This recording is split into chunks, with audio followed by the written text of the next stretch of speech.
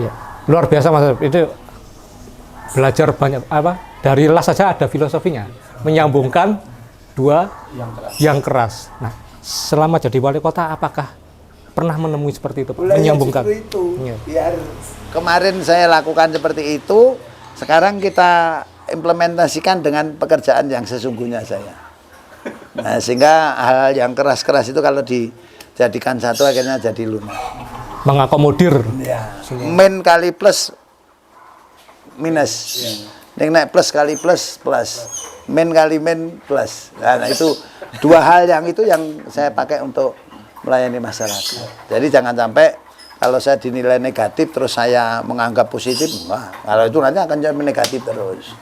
Ya, itu yang mesti kami sampaikan kepada netizen lah paling tidak. Jadi jangan menilai saya ini pencitraan. Namun itu memang pekerjaan yang saya geluti dari dulu sampai sekarang.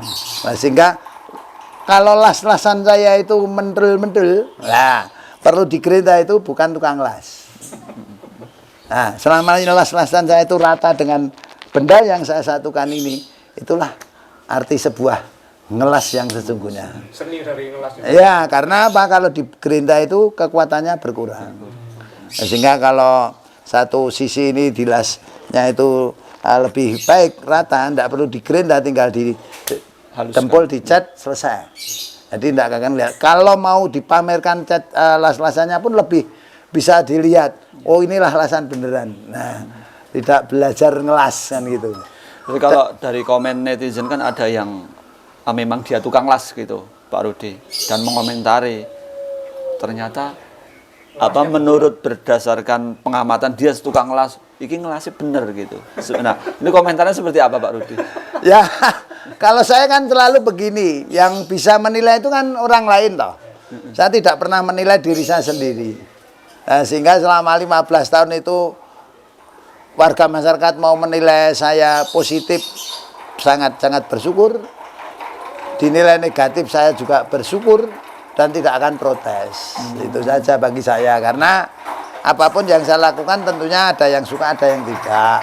Namun sekali lagi bahwa yang saya kerjakan ini jenengan belum, nanti kalau saya milih kardus karton yang baik ini nanti dijual baik, yang jelek nanti dikilokan dan sebagainya, itu juga kita lakukan. Tidak ada persoalan, saya tidak malu kok. Jual kardus bekas ya Pak? Iya, kita kan mengikut lelang mengambil kardus-kardus di perusahaan itu.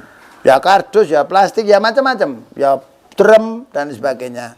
Nah, sehingga pekerjaan-pekerjaan yang saya lakukan ini, kalau orang lain yang mengaku yang menempatkan diri sebagai pejabat dan penguasa, mungkin itu pekerjaan yang hina. Namun bagi saya itu pekerjaan yang halal, karena duit yang saya dapatkan itu dari jerih payah sendiri dan dari keringat saya sendiri. Pak Rudi, banyak netizen juga bertanya ini, sebetulnya mendapat ilmu las itu dari mana? Tadi Pak Rudi sudah sempat nyinggung dikit, pernah bekerja di Konimex itu Pak ya? Itu gimana Pak, flashback? Jadi begini, saya itu kerja di Konimex sejak tahun 80, tepatnya 13 September 1980. Saya di sana berangkatnya juga dari bawah, bersih-bersih pabrik dulu.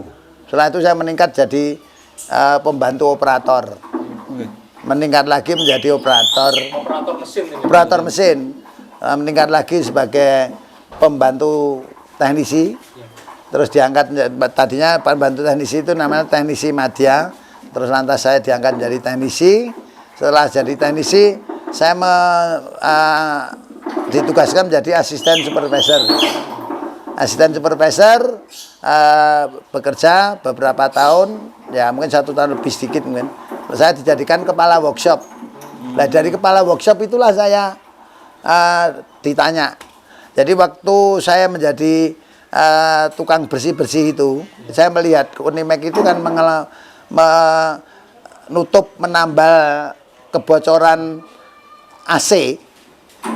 Itu kan satu lubang jarum aja ngelasnya waktu itu biayanya 10.000. Saya ngomong kok mahal. Pada zaman itu. Pada zaman tahun 80-an. Kok mahal Pak? Saya ditanya, kamu bisa ngelas? Bisa. Namun saya belum pernah mendapatkan pelajaran ngelas. Tapi saya bisa. Bisa, Tuhan pasti memberi kemampuan saya luar biasa. Saya belajar 1 minggu itu. Baik las karbit, las listrik, sampai ke bubut saya belajarnya di Belajarnya langsung ke tukang las. Enggak, langsung di situ. Saya dibelikan asetilin dan karbit, oksigen, asetilin dan oksigen. Saya pakai untuk belajar ngelas itu. 1 minggu mata saya jelas. Sampai dengan las listrik itu sendiri. Nah, sehingga dengan itu sekarang kalau ada AC yang bocor tidak perlu mengundang dari luar. Kita las sendiri dan itu efisien. Akhirnya dipercaya. Dipercaya untuk seperti itu dan sampai hari ini saya tekuni. Jadi saya mengoperasikan mesin bubut ya masih bisa. Nah, kalau skill mengoperasikan mesin itu berangkatnya dari sana juga. Lah saya kan sekolahnya setengah mati toh. Setengah mati aja di atas penerbangan. Jadi STM penerbangan itu kan sekolah setengah mati tadi. STM kan setengah mati toh. Karena begitu belajar mendapat ilmu, saya lulus harus bekerja kan tidak ada waktu untuk masa remaja dan untuk dewasa kan tidak ada. Makanya saya buat sekolah setengah mati itu STM. Nah, itu. Ya, Pak Rudi, ini juga banyak yang bertanya, flashback sedikit Pak. Terima kasih sudah nonton. Jangan lupa like, subscribe, dan share ya.